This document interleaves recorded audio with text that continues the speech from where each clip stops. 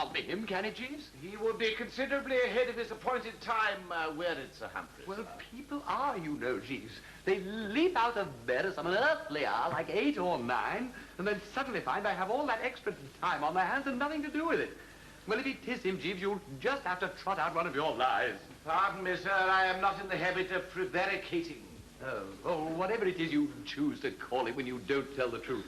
And remember, Jeeves, on the success of this interview may depend my marriage to Sir Humphrey's daughter. I will keep that in mind, sir. Yeah, well, to the postern gate, Jeeves. You're not helping all those little Woosters to be, are you, by keeping the potential grandfather waiting? Morning, Jeeves. It's our ancient cousin, eh? We want him to do us a favour. Only a tiny favour, don't you know? Mr. Wooster is concluding his morning toilet, sir, after which he has an appointment We don't have to see Bertie, do we? Oh, no, we don't have to. It's just a question of leaving a couple of items here pro tem. So if you wouldn't mind acting the left luggage office, Jeeves. It's for the seekers, you see. Seekers, sir? Yes, it's a blood club up at Oxford. Claude and I are rather keen on getting into it. You have to pinch things, you see, to get elected. Like weather vanes or policemen's helmets. Rather jolly, eh? Most stimulating, sir. Yes, but we wanted to do the thing in style, so we came out to town this morning to see if we could pick up something a bit out of the We ordinary. had the most amazing luck, right from the Well, start. Claude managed to collect quite a decent topper. And Eustace snaffled 4 assorted cats in the first hour. I could leave these in the kitchen, couldn't I, Jeeves? Well, excuse me, sir. And I'll leave this here, and I think that's just about the lot. Oh, except for the tram driver's handle. Yeah, I wanted to pinch the tram, but Eustace thought it was a bit overindulgent. So, I can't, Cousin Bertie. We'll see him when we're back from Downing Street. Downing Street? Yes, we're going to see if we can pinch the door knocker from number 10. I'm so sorry, Sir Humphrey. I do hope my man Where is he? That was not Sir Humphrey Warder, sir? Oh, some itinerant circular or hawker, repelled with relish, I hope, Jeeves. Well, I think I should warn you, sir. No, now, look, I think that I should warn you, Jeeves. Sir Humphrey is a sort of janitor in a loony bin. Consultant neurologist is the term, I believe, sir. Is it? Oh, very possibly. Anyway, Jeeves, Sir Humphrey's opinion of the eligible bachelors who have previously made a play for his daughter's hand is not much higher than the pile on that carpet. I flatter myself that I can speedily convince him that Marion has not drawn another congenital idiot to her bosom, but I would be obliged, Jeeves, if you would bear in mind that he drinks no wine, strongly disapproves of smoking, and is president of the West London branch of the Anti-Gambling League. Well, sir, it is not my common practice, sir, to smoke on duty or to discuss anti-post prices with your guests. Oh, jolly, jolly good. So, all ought to go smoothly, what? Yes, well, the fact is... Yeah, that must be him now, Jeeves. Excuse me, will you? Oh, ain't she sweet, see her coming down. How do you do? Hello. Oh.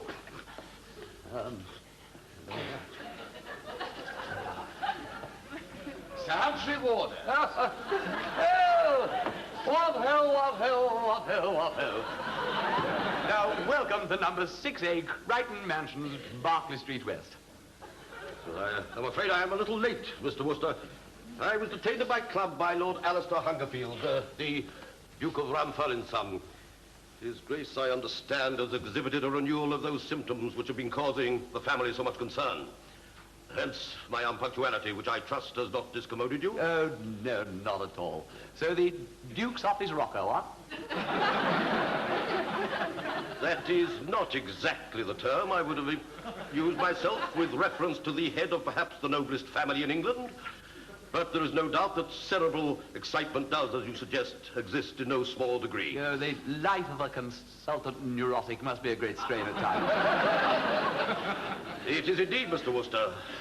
Sometimes I am appalled at what I see around me.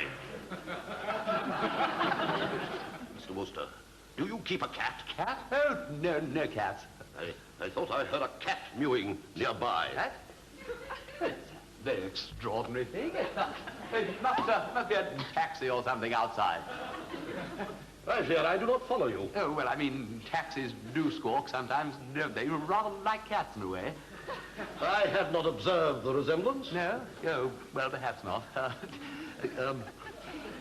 Would you have some lemon squash? Oh, thank you. Half a glass full, if I may. Half a... Yes, of course. Well, do sit down, sir. I have a particular dislike for cats, Mr. Wooster. But as I was saying, sometimes I am positively appalled at what I see around me. It is not only the cases which come under my professional notice, painful as many of these are, it is what I see around me in London. Sometimes it seems to me that the whole world is mentally unbalanced. Excuse me, Jeeves, half a glass of lemon squash, please. Very good, sir. You were saying, sir? Well, this very morning, for example, a most singular and distressing occurrence took place. I was driving from my house to the club, and as the weather was balmy... Balmy? Mild. Oh, I see. I'm so sorry, sir. Do go on. As the weather was mild, I had instructed my chauffeur to open up the landaulet. Thus, I was leaning back, our progress having been arrested by one of those blocks in the traffic, when suddenly the most extraordinary thing took place. My hat was snatched abruptly from my head. And as I looked back, Mr. Wooster, I perceived it being waved, apparently in triumph, from the interior of a passing taxicab. I say, a practical joke, what?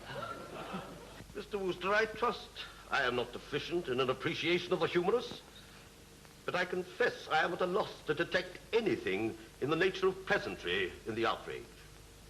The action was beyond all question that of a mentally unbalanced subject. Mr. Wooster, there is a cat close at hand. What? Listen. It seems to come from the next room. But I can't understand it. Certainly not a taxi, is it, Mr. Wooster? Not in the kitchen. I mean, no. I'd better ask Jeeves. Jeeves? Do not open the door, sir.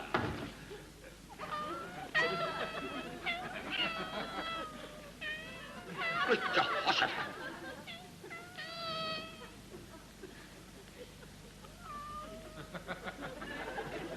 I was going to explain that your cousins called this morning leading certain Tell me articles... all about that later, Jeeves.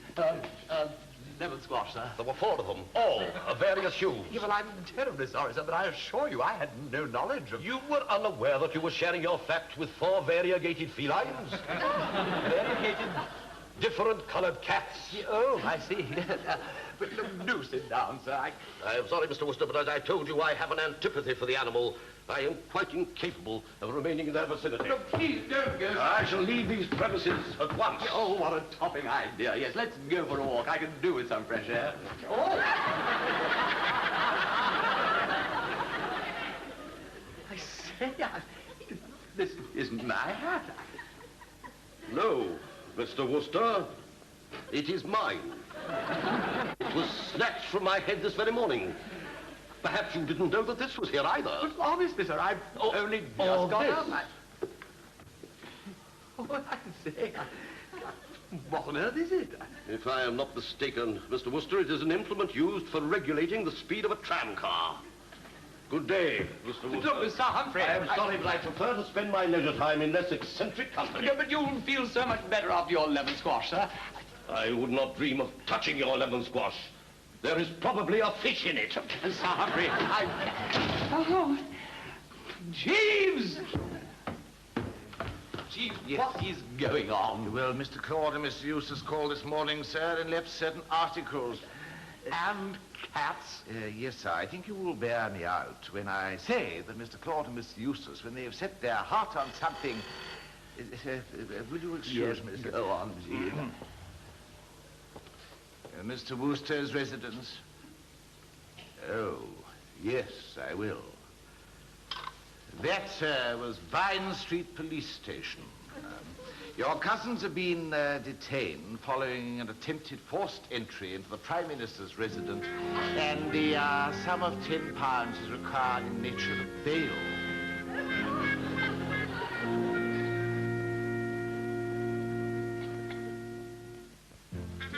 Look, I have been ringing Miss Warner since this time yesterday. Oh, all right then, leave another message. I'd imagine by now that you've got enough there to paper a decent-sized room. She won't speak to me, Jeeves. Miss Warner, sir? It is patently obvious that Sir Humphrey stamped straight home and emphatically forbade his daughter to have anything to do with a merchant who hoards cats and pinches hats. But I think I told you before, sir, that I do not feel responsible. Look, the finger of blame, Jeeves, is not pointing at you. Rather, is it beckoning, asking for help. Yes, sir. Well, although I've given the problem some thought. Gee, have you been eating much fish lately, Jeeves? They usually burnish the old brain box, don't they? I consumed pilchards for my supper last night, sir, and had a kippered herring for breakfast. Yeah, any good? No, I'm sorry, sir. Well, I cannot understand it, Jeeves. If it were a pal of mine in trouble, you'd have come up with the answer in 10 seconds flat without the aid of so much as a potted shrimp. Then it's the young master who's up to his eyes in the old consomme. Marion. Excuse me. Look, Jeeves, we are not expecting, are we? No, Ah, then it will be Marion, prepared to forgive and forget. Well, if you insist, sir. Yes. Aunt Agatha. Answering the door these days, Bertie. Well, I'm glad to see that you're taking some exercise. Good morning, Jeeves. Morning, Mrs. Spencer Gregson. Would you care for some coffee, madam? Oh, thank you. I don't really want any. Jeeves makes the worst coffee in London. I sometimes think he must grind the beans with his heel. But I did not wish him to hear too much about Claude and Eustace. Claude and Eustace? They've been expelled from Oxford. I won't go into details. Yeah, I very well know the details. They've filled my flat with cats, hats, and handles. What are you talking about, Bertie? They were apparently arrested desecrating the door of number 10 Downing. Yes, and I know that, too. It cost me 10 quid. And you would doubtless be as relieved as I am to hear that they sail for South Africa on Friday. A friend of their poor mother's, Mr. Van Alstyne, has promised to find places for them in his Johannesburg business. So they spend tomorrow night in London and catch the boat train on Friday morning. I say, that's rather risky, what? Risky? Well, I mean, aren't they apt to cut loose a bit, left all alone in London? They will not be left alone, Bertie. They will be in your charge. Mine? I wish you to put them up for the night and see that they do not miss the train on Friday morning. Oh, I say no. Bertie! Well, I mean, quite jolly coves, both of them, but they're nuts, you know. I've been always glad to see them, of course, but when it comes to putting them up for a night... Bertie, are you trying to tell me that you are so sunk in callous self-indulgence that you cannot even put yourself to this trifling inconvenience? Well, no, Aunt Agatha. Good. Oh, geez, Master Todd and Master Eustace will be staying here tomorrow night. Their boat train leaves Waterloo for Southampton at 10:15 on Friday morning. Thence they will be sailing to South Africa. But, Aunt Agatha... Yes, Bertie? Oh, nothing. Oh, I'm sorry, Jeeves. I shall not now require the coffee. I have recollected an appointment. Very good, madam. Marion? There, it's Claude. Yeah. I say, Bertie, dash good of you to put us up tomorrow night. Now, just you listen to me, Claude. This is on the strict understanding... Do you want us to plan the evening, or will you? Now, Claude, No, please this is listen. Eustace. What? Oh, well, Eustace. Well, we can kick off with a spot of dinner at your place and then toddle along to Ciro's. Look, certainly not. What would Aunt Agatha say? It's an extension night, isn't it? That should take us through till about 2:30. Eustace. No, it's Claude again. Well, Claude or Eustace. Aunt Agatha has put you in my charge, and you will jolly well do as I say. And what I say is we will have a quiet dinner in the flat and then turn in early. What I say is it's dash good of Cousin Bertie to give us a send-off night. Here, here. Oh, well, thank you, fellas, but now look, it is after 2. I really think we ought to be going. Me too, eh, Eustace? Oh, yes, it was after 2. Really? Oh, jolly, jolly good. Then I'll just settle the bill. Pay by cheque, won't you? Check. We need all the available cash for the Chevy party, Shemmy. Well, that's where we're moving on to. followed by a liquid breakfast round the Cotton Garden pub. And some light fisticuffs with a few local blood orange merchants if we're lucky. Now, look here. I stand in loco parent... Mary. Oh, good evening, Bertram. I trust you are well. You know her? Yes, introduce me. Certainly not. She's divine. Yes, she is rather spiffing, isn't she? I saw her first. Nonsense. She didn't even look at you. She did. Look, she spoke to me. I'm going to ask her for a dance. But you, Claude, you haven't even been introduced. Now, Eustace, will you... Hello, handsome. Oh, hello. Didn't anyone ever tell you you've got what it takes? Do you really mean that? I do. You're not just saying it. No. Well, would you mind running after that young lady and telling her?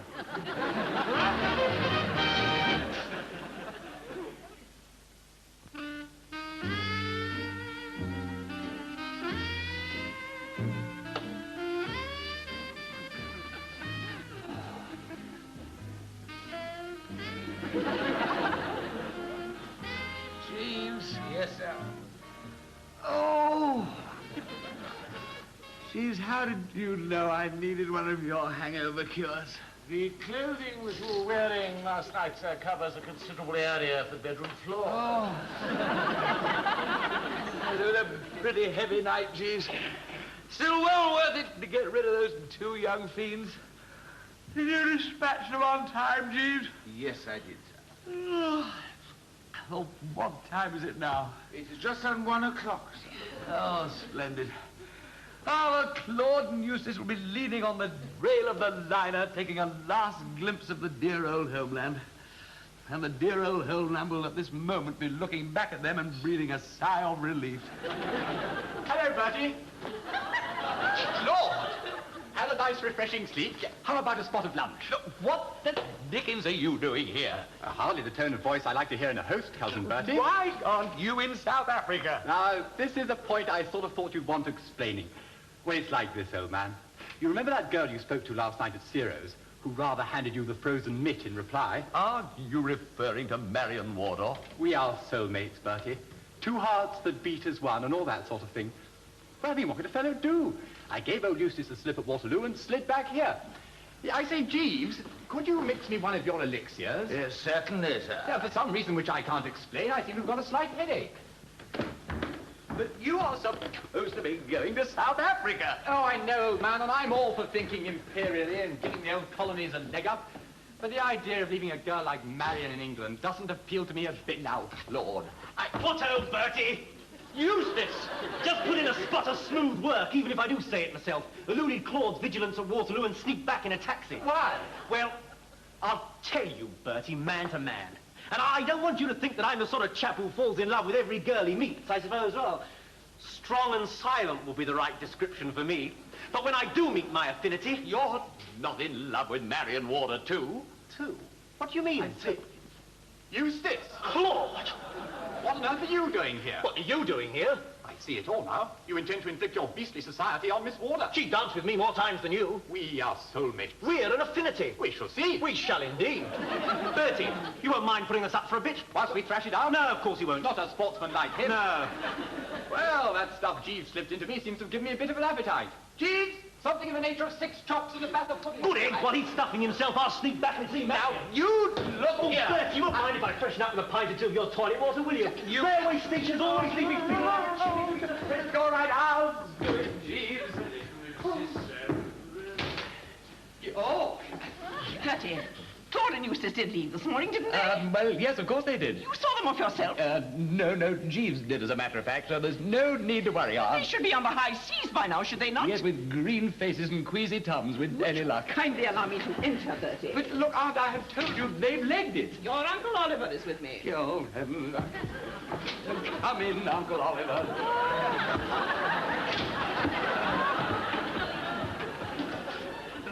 He declares that he saw Eustace not half an hour ago. Eustace?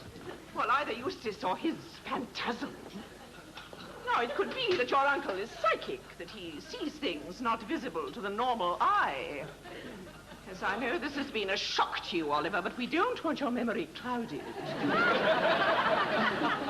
Kindly tell Bertie the facts. He was on his way from the Devonshire Club to Doodles, and there before him was Eustace. Eustace. Well, either Eustace or his race. Then the figure vanished round a corner, and when your uncle got there, there was nothing to be seen. Well, as you can imagine, it has had a marked effect upon your uncle. I must confess that it has worried me. You don't think it's a sign, Bertie, that poor dear Eustace has met with some horrible accident?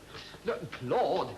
Well, or Claude, too, as you say. It's all very worrying. Bertie, that is not... I'm terribly sorry, Aunt Agatha, but I'm so dash worried. I mean, those poor dear boys. Well, you will let me know the moment. Yes, Aunt Agatha. Now, come along, Uncle Don't Oliver. call it your house. I don't know. I think it would be better if you cancel your subscriptions to both your clubs. Have they gone? I think on. You can jolly well think yourself dashed lucky that I didn't give you two blighters away. What? Tell Aunt Agatha we were still on the premises. When she made you responsible for seeing us off. She'd accuse you of harbouring. Look, you cannot just wander at large around the old metrop like a couple of sacred cows. Uncle Oliver saw you, you know, outside Boodle. Oh, but Bertie, old man, be reasonable. We can't have our movements hampered. And the whole essence of the thing is that we should be at liberty to flit hither and thither. Now hither, now thither. Look, damn it! Bertie, not before the boy. Oh, I suppose the best idea would be buy a couple of disguises. My dear old chap, the brightest idea on record. Not your own, surely. If you think I'm going to have you two excrescences popping in and out of this flat in beards... Not beer. Oh, no, no. Just whiskers. And false noses. There's a load off your mind, old chap. Come on, Claude. Willie Clark. Jeeves, sir. That stuff of yours that pulls you round from unconsciousness to a vivid awareness of life. Yes, sir. You have another recipe which reverses the process.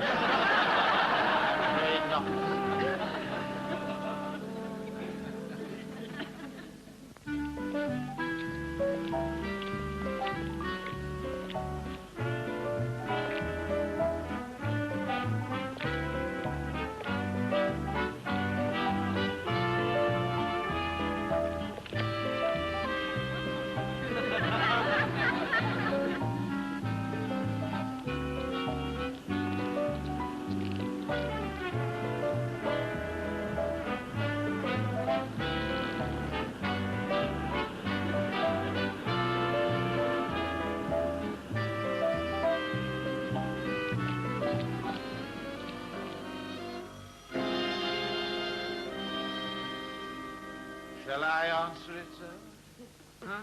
On the two previous occasions, you were prepared to answer the door, sir, on the chance of perhaps meeting Miss... Go ahead, Jeeves. Very well, sir. Ah, just a minute. Sir? Third time lucky, eh? I'll go, Jeeves. Well, if you insist, sir. Bertie, I wish you to go with your Uncle Oliver to Harrogate. What? No, don't close the door. He's outside playing with the taxi. But before he arrives, and strictly between ourselves, I am inclined to think that this whole thing is the outcome of, well, as a member of the family, you must know that Uncle Oliver has not been he has developed a habit of, how shall I put it? Shifting it a bit. I beg your pardon. Oh, I mean, mopping the stuff up to some extent. He has not perhaps been as temperate as he should. However, in the past, he has derived benefit from taking the waters at Harrogate.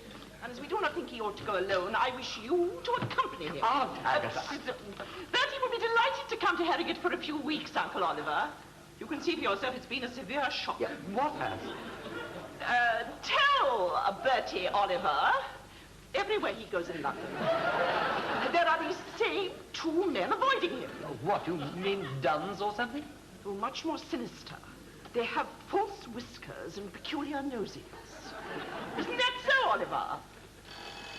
Excuse me, Aunt Agatha. Hello. Bertie, I am getting extremely fed up with the attentions of your cousins. Oh, really? I can't move a step without tripping over one or both of them. Generally both, and it's wearing me to a shadow. Well? Well... Well, what are you going to do about it? well... They were here again this afternoon. I had to hide round a corner till they'd gone. Oh, really? Oh, Bertie, what's the matter with you? You don't seem to care at all. Well, I can tell you this. If you ever want me to forgive you for that disgraceful episode with my father, you'd better tell me precisely what steps you intend to take to get rid of Claude and Eustace. Well, all I can say is... goodbye!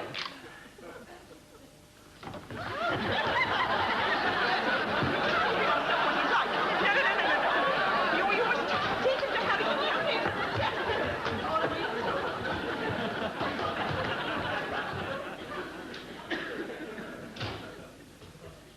Jeeves! Jeeves, this is the limit, the absolute cotton-picking limit. No, not only have Claude and Eustace lost me the love of the sweetest girl in the world, eaten me out of house and home, and brought me practically to the verge of a nervous breakdown, but they have now so upset Uncle Oliver that I have been commanded to accompany him to Harrogate. Harrogate, sir? Yes, Jeeves, Harrogate. Aha, yes. Now, you don't like Harrogate, do you, Jeeves? Not my favorite resort. No, well. Now, you see, you are involved in this, too. So perhaps now, Jeeves, with or without the stimulus given by seafood, you will don your thinking cap and rid these shores of Claude and Eustace.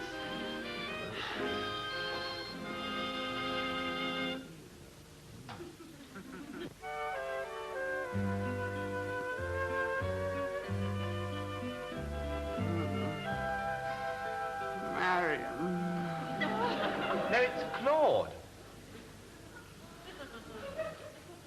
Sorry to wake you up, Bertie. Oh,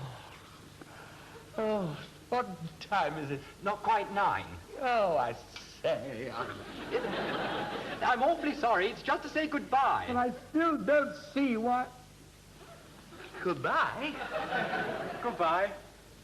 I've been thinking, and suddenly I thought it isn't fair being here when I'm supposed to be there, so I'm going to South Africa. When are you leaving? Now, I'm afraid I'll have to stick you for the fare money, old No, man. don't you worry about that. I'll buy the perishing boat if necessary. I couldn't tell you last night because Eustace was always around. Eustace? But isn't he going too? Oh, good heavens, no. The idea of being cooped up on board ship with that blighter, it gives me the pip to think of it. Oh, well, half a loaf. So not a word to Eustace. I've got a cab outside with my luggage aboard, so I don't think this is quite enough. Oh, Lord. Goodbye, Bertie. Goodbye, Claude.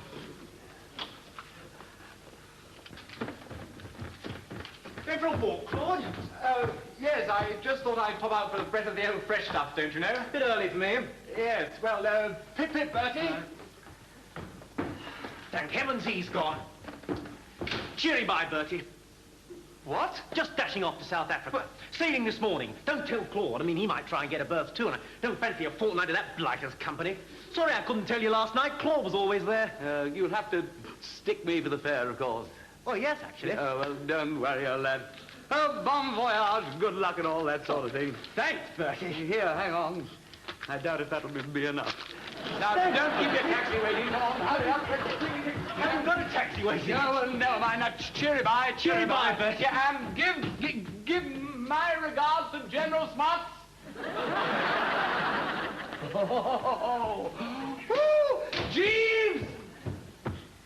Jeeves, they've gone. They've gone. England's 2 premier pills gone. Noses pointing towards South Africa. So I understand, sir. Ah, so that is that. The episode is concluded and with a happy ending. It would seem so, sir. Oh, I knew things would sort themselves out, given time, provided one didn't get rattled. Yes. Yeah, you know, lots of chaps in my position, Jeeves, would have got rattled. Yes. They've gone running around asking chaps for help and so forth. Yes, it is quite possible. Not me, though, Jeeves. No, sir. A messenger brought this for you today. Yeah, thank you very much. It's upstairs, never mind. Where are we? Now, great Scott. What's all? Dear Bertie, will you give the enclosed $5 to Jeeves? And tell him I wish I could make it more. He has saved my life. This is the first happy day I've had for a week. Yours, M.W. Well, this appears to be for you, Jeeves. What the dickens is Miss Warder sending you $5 for? Well, I think she's overestimating my services, sir. Yeah, but what were your services, Dashit? Well, on one occasion when Miss Warder telephoned, she complained with some warmth of the manner in which Mr. Claude and Mr. Eustace were thrusting their society upon her. It occurred to me that were I to suggest to Mr. Claude and Mr. Eustace that Miss Warder was sailing for South Africa, the desired effect might be produced. It appears that my anticipations were correct. The young gentleman ate it, if I may use the expression. By Jove, Jeeves, so you were at the bottom of them popping off after all. Yes, sir. Jeeves, we Woosters may make bloomers, but we are never ashamed to admit it. You stand alone. Oh, thank you very much indeed. And you saved my life too, Jeeves. A Wooster cannot be less generous than anybody else. Here, have a $5. Very kind of you. Not at all. Oh, Jeeves. Oh, a ghastly thought struck me. Look, when they get to the boat and find that she's not there, won't they come buzzing back? That possibility had occurred to me, sir. I suggested to Miss Warder that if she explained independently to Mr. Claude and Mr. Eustace that she was prepared to travel overland to Madeira and join the vessel there. Yeah, but where do they touch after Madeira? Nowhere, sir. Cheap. Have another, you deserve it. Most generous. And a third, Jeeves. To insist. Oh, not at all.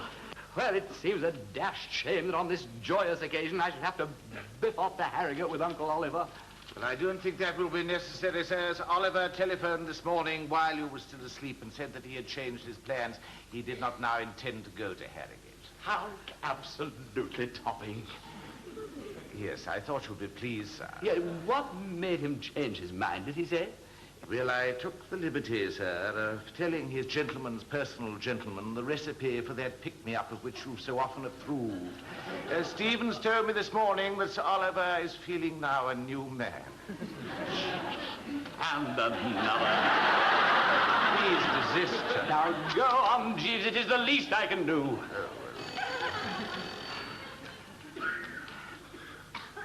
Would you excuse me? Yes, certainly, Jeeves. Mr. Wooster's residence? Yes, miss, I will, if you will hold on. That is Miss Warder, sir. She's asking whether you are prepared to take her to luncheon today. Jeeves, my cup of happiness is full, and it is you who filled it.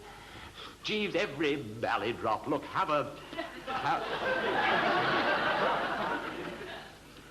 Would you care for a pigskin wallet? Thank you very much. Hello, Marion. Oh, hello, thing. Yeah, Kathy Ongley, 1 o'clock. Jolly good. See you in the American bar, what? Yeah, total pip. Jeeves. Sir. Could you lend me a fiver?